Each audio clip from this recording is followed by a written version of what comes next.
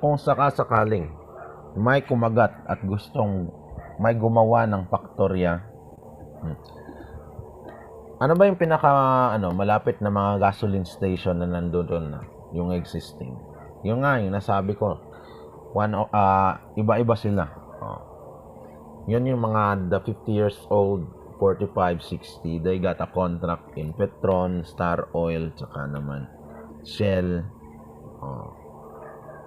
At tayo, on the 31 years old, naghahatak ng faktorya ng mga oil, tsaka kerosene at gas. Kasi though gasoline station yon, wala silang factory, NESA.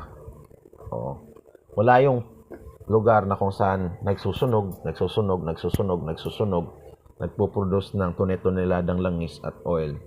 Though may gasoline station, nakakuha sila ng contract pero walang factory.